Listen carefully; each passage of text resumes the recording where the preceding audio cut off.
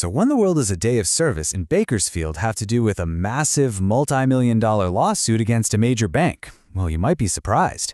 This week, we're connecting those exact dots. We're looking at Dr. Martin Luther King Jr.'s enduring legacy and how it's showing up in the biggest stories shaping California right now. Okay, let's get into it.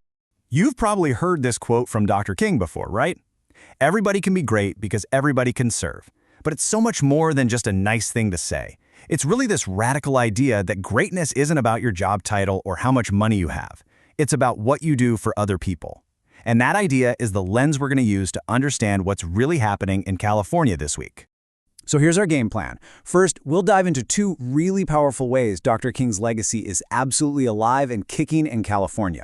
Then we're going to pivot and look at the modern-day front lines, battles for justice and fairness that are happening right now, from the state capitol all the way down to your wallet.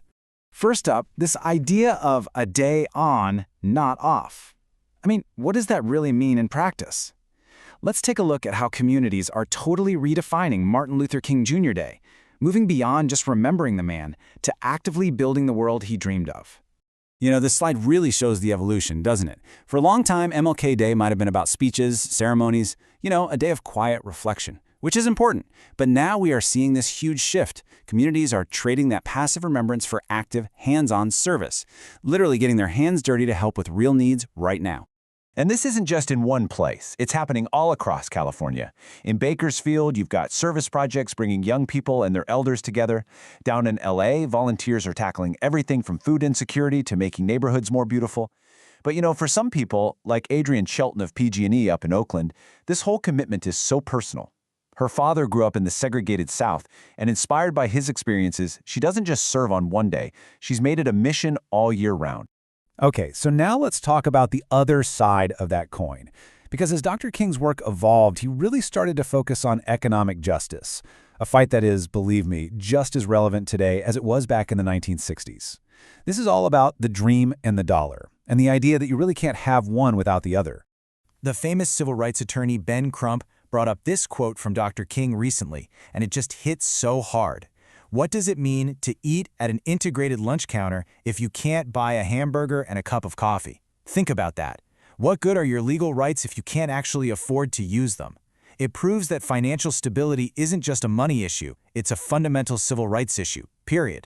So, that leads us to a really critical question. Just how wide is that gap today? Well, a recent national survey, it paints a pretty stark and frankly a very troubling picture. Just look at these numbers from the DreamFi survey. They asked people, hey, if a $1,000 emergency popped up, could you cover it? 56% of white respondents said yes.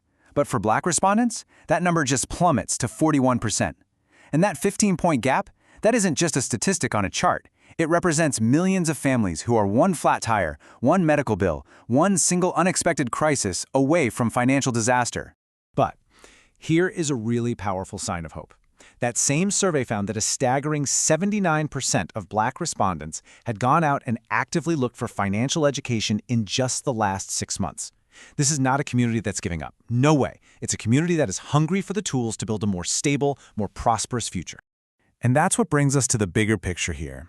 This spirit of service, this fight for economic and social justice, it's not just a theme for a holiday once a year. It is the beating heart behind the major news stories that are unfolding across California as we speak. So let's switch gears and jump into our California political playback. We've got 3 huge stories coming out of the state capitol that you really need to know about, and each one is its own modern battlefield in this fight for fairness. First up, at the California Legislative Black Caucus's MLK Breakfast, a powerful voice from the past spoke directly to the needs of today.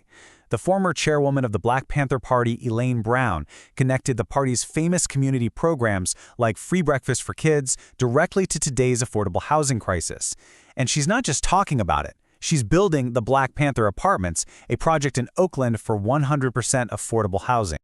Okay, next up, there's a new ballot initiative trying to change how we draw our political maps. Let's just break this down. Right now, California is using these temporary congressional maps. This new initiative wants to get rid of those and go back to the maps drawn by an independent, nonpartisan commission. So, why does this matter?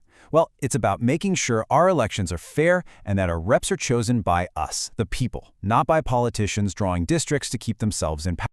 And finally, there's this new law, the No Secret Police Act, that's already sparked a huge legal fight. On one side, you have supporters like Senator Akilah Weber Pearson who are saying, hey, the public has a right to know who is policing them. It's about transparency, it's about trust.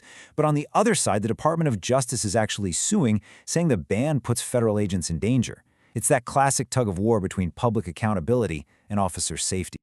All right, for our final section, we're going to turn to two issues that really hit close to home for every single Californian: our health and our money. So, on the health front, state officials are tracking a mutated flu strain. They're calling it a super flu that's causing a season-high number of hospitalizations. The main takeaway from the California Department of Public Health is really simple and direct. Getting vaccinated is still our #1 best defense against getting seriously sick. And now for a huge win for consumers. Attorney General Rob Bonta was part of a big effort across multiple states that just landed a massive $425 million settlement from Capital One, all over some very misleading savings accounts. And get this slide shows you just how big the deception was. While Capital One was pushing its 360 savings accounts as being high interest, they were offering another, almost identical product with rates more than 14 times higher. It was this two-tiered system that let the bank keep almost $3 billion in interest that really should have gone to their customers. So what does the settlement actually mean for you? Well, it means restitution. Capital One has to pay back that $425 million to the customers they misled. And just as important, they have to stop this deceptive two-tiered system for good. It's a really significant victory for financial fairness. So from volunteers cleaning up parks to attorneys general fighting for fair interest rates, the work that Dr. King started continues in so many different ways. And it really leaves us with one final question to think about. As this push for a more just society keeps evolving, where do you see the next chapter being written? And what role will you play in it? Thanks for joining us.